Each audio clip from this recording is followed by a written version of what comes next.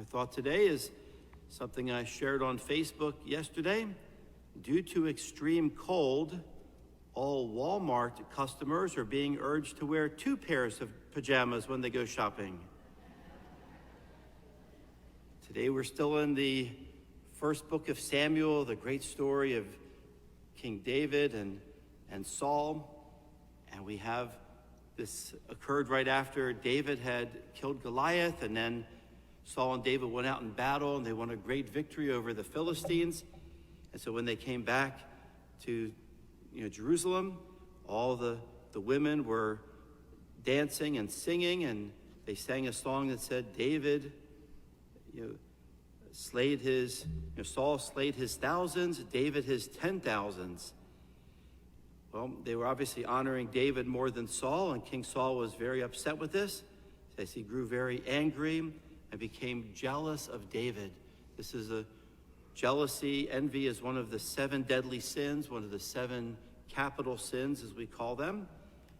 So when we look at what is envy, what is jealousy, why is it so bad? In fact, it was leading Saul even to kill David.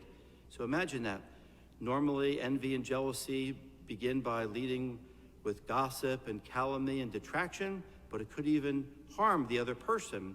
Like Saul wanted David killed because Saul was envious and jealous of David's popularity, and how the people were shouting he had killed his 10,000s and only Saul his thousands.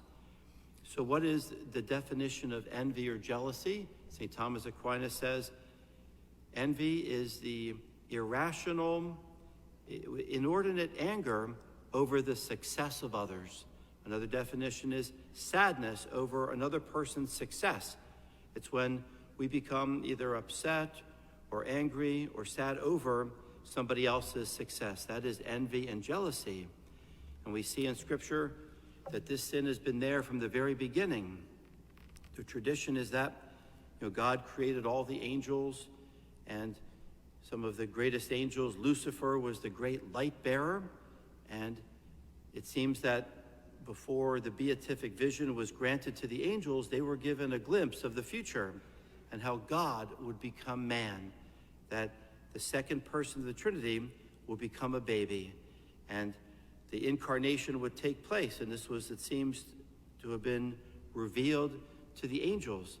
Many of them accepted that, but there were some that were very proud, like Lucifer and others, and they were envious that God would become lower than the angels, that God would become a baby. And so they rebelled against God. So the original sin was a sin of pride and envy and jealousy on behalf of Lucifer and those angels that he would take out of the heavens, who would become known as the devil and the demons. So that was at the root of their sin, was pride and envy and jealousy. And then we know from the book of Wisdom, it talks about how sin and death entered the world, how sin and death affected Adam and Eve.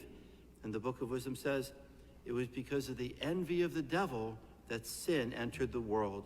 The envy of the devil that death entered the world, because Satan saw Adam and Eve made in union with God. They were made in the state of grace. They were holy, and they were close to God in the Garden of Eden. And so it was the envy of the devil that he went to tempt our first parents, Adam and Eve. And then continue through Scripture. What was the sin of Cain versus his brother Abel? Well, Cain was a farmer, Abel was a shepherd, and Abel's sacrifice was pleasing to God, and Cain's wasn't. And so it says Cain was envious of his brother Abel, which eventually meant he took his death, and he killed his brother Abel because of envy and jealousy. See how bad this sin is. It can lead to even murder. So Cain killed his brother Abel because of envy and jealousy. Then Joseph and his brothers. Joseph, the beloved son of his father, who wore that Technicolor dream coat, his brothers got envious of Joseph and were going to kill him. But Reuben said, no, don't kill him, just throw him into a cistern. And so this is what envy and jealousy did to the brothers of Joseph, and how they treated their brother Joseph. And then in the first reading today, Saul being envious of David. So what is the antidote?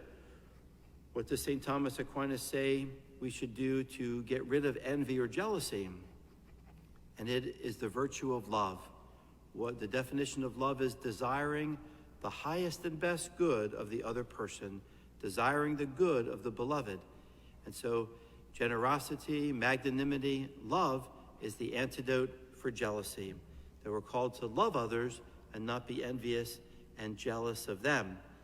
And we know that the great saints that we should ask their intercession to grow in love and to get rid of envy would be St. Andrew, because even though he was the first one that Jesus chose, Jesus didn't choose him to be the head of the church. He chose his brother Peter. Andrew had gotten Simon to come to Jesus, and Jesus said to him, "You are Simon, you will be called Peter." And we have no evidence of any jealousy on Andrew's part, even though he was not chosen as the head of the apostles or the first pope, but his brother Peter was. Think of Elizabeth. Elizabeth, the cousin of Mary, was not jealous of her young cousin. Elizabeth would give birth to John the Baptist. Her young cousin would give birth to the Messiah. There's no evidence of Elizabeth being jealous of our Blessed Mother in giving birth to the Son of God. And then, lastly, when Jesus left his mother to begin the church and to gather his apostles, the Blessed Mother had no envy or jealousy that Jesus would now be spending all his time with the apostles and traveling and preaching and healing. And so our Blessed Mother, again, a great example of a woman of love, having no taint of envy or jealousy when Jesus left her to establish the church and to spend his time with the apostles. So what we should take from this reading today is the danger of envy, the danger of jealousy, which not only leads to detraction, calumny, but can even lead to murder, as we see in sacred scripture.